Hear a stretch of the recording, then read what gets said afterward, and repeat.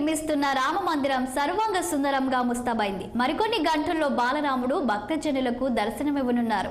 అయోధ్యలో దివ్యంగా రూపుదిద్దుకున్న భవ్య మందిరంలో భక్త వత్సలుడు కొలువుదీరబోతున్నాడు. బాలరాముడి విగ్రహ ప్రతిష్టాపన మహోత్సవం మధ్యాహ్నం 12:29 అభిజిత్ లగ్న ముహూర్తంలో జరగనుంది.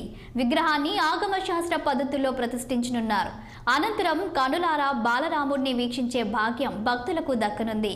ఇక ప్రాణ ప్రతిష్ఠ కార్యక్రమానికి భారత ప్రధాని నరేంద్ర మోదీ, ఇతర రాజకీయ, సినీ, క్రీడా, వ్యాపార, పారిశ్రామిక రంగ ప్రముఖులు, పీఠాధిపతులు, మఠాధిపతులు ప్రపంచ నలుమూలల నుంచి తరలివస్తున్నారు. ప్రాణ ప్రతిష్ఠకు వివిధ రాష్ట్రాలకు చెందిన 14 జంటలు కర్తలుగా వ్యవహరించనున్నాయి. ఈ కార్యక్రమానికి ఇప్పటికే దేశ విదేశాల్లోని అత్యంత ప్రముఖులు, స్వామీజీలైన 8,000 మందికి ఆహ్వానాలు పంపారు. అందులో 506 మంది ప్రముఖులు జాబితా ఏలో ఉన్నారు. ఇప్పటికే అయోధ్యకు ప్రముఖులు చేరుకున్నారు. ఇక ప్రాణ ప్రతిష్టకు ముందు జరిగే పూజాది కార్యక్రమాలు ఈ నెల 16న ప్రారంభమై ఆదివారంతో ముగిశాయి. ప్రాణ ప్రతిష్ఠ సందర్భంగా ఆలయాన్ని పుష్పాలు, రంగురంగుల విద్యుత్ దీపాలతో అలంకరించారు. పూలమాలలతో సర్వాంగ సుందరంగా తీర్చిదిద్దారు. అయోధ్య నగరం మొత్తాన్ని ఆధ్యాత్మిక శోభతో కలకలలాడేలా తయారు చేశారు. శ్రీరాముడి చిత్రాలతో పై వంతెనల వీధి దీపాలను అలంకరించారు. విల్లంబుల కటౌట్లను ఏర్పాటు చేశారు. సంప్రదాయ రామనంది తిలక్ డిజైన్లతో దీపాలను ముస్తాబు చేశారు.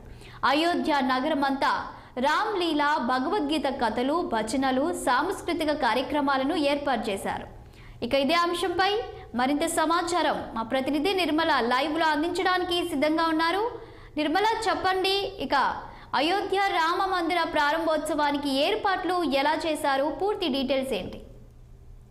Thank you Shalini.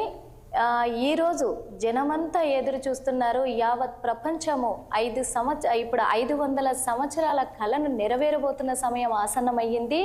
అదేవిధంగా ఈరోజు నలుమూలల కూడా నలుదిక్కులో ఉన్న యావత్ ప్రపంచ ప్రజలు కూడా ఈరోజు ఉదయమే 5 గంటలకు బ్రహ్మ ముహూర్తంలో లేచి అందరూ కూడా చక్కగా ఇండ్లు శుభ్రం చేసుకొని వాళ్ళు తలసానాలు ఆచరించి ఈరోజు రాముని ప్రాణ ప్రతిష్ఠ సందర్భంగా వాళ్ళు మాత్రము చాలా ఘనంగా పూజలు నిర్వహిస్తున్నారు. ప్రతి ఇంట్లో కూడా రాముడు నెలకొలబోతున్నాడు. ఈరోజు ప్రతి ఇంట్లో కూడా రాముడు వచ్చి చేరబోతున్నాడు మా ఇంట్లో అన్నంత ఆనందంగా కూడా వాళ్ళు ఈరోజు జరుపుకోబోతున్నారు. అదే కాకుండా అక్కడ మాత్రం అయోధ్య మందిరంలో మాత్రము ఈరోజు విగ్రహం ప్రాణ ప్రతిష్ఠ జరగబోతుంది. ఆ విగ్రహం ఎత్తు మాత్రం 51 అంగుళాల ఎత్తులో ఉంది ఆ విగ్రహం పొడవు. అదే కాకుండా 1,00,000 దీపాలతో గుడి మాత్రము చాలా రకరకాల పూలతో సువాసనలు వెదజల్లుతూ 50 సంగీత మృదంగాలతో అక్కడ ఏర్పాటు చేశారు.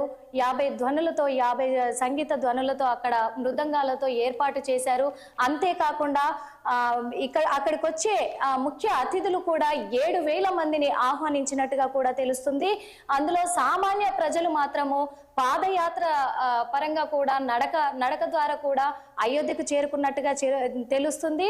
అంతేకాకుండా లక్షలాది మంది అక్కడి నుంచి రామ మందిరాన్ని వీక్షిస్తే కోట్లాది మంది ఇక్కడ లైవ్ లో వీక్షించే సదుపాయాలు కూడా కల్పించినట్లు తెలుస్తుంది. ఇంతేకాకుండా ప్రతి గుళ్ళో తెలంగాణలో కావచ్చు, ఆంధ్రప్రదేశ్లో, భారతదేశంలో ప్రతి రాష్ట్రంలో కూడా ప్రతి గుళ్ళో కూడా ఈరోజు చాలా ఘనంగా ఏర్పాట్లు నిర్వహించి అయోధ్య రామ మందిరాన్ని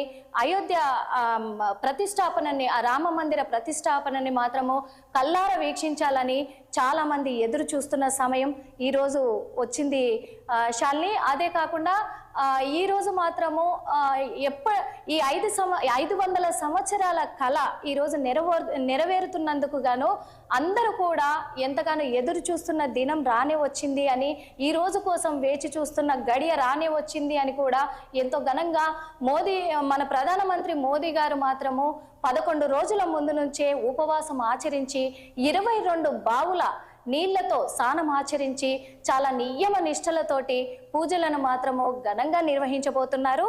ఆ రోజు ఇదే రోజు కావడము అందరికీ కూడా ఇది చాలా గొప్ప దినంగా కూడా మనము చెప్పుకోవచ్చు శాలిని.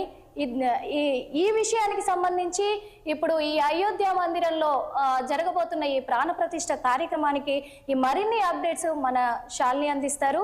శాలిని. Thank you Nirmala.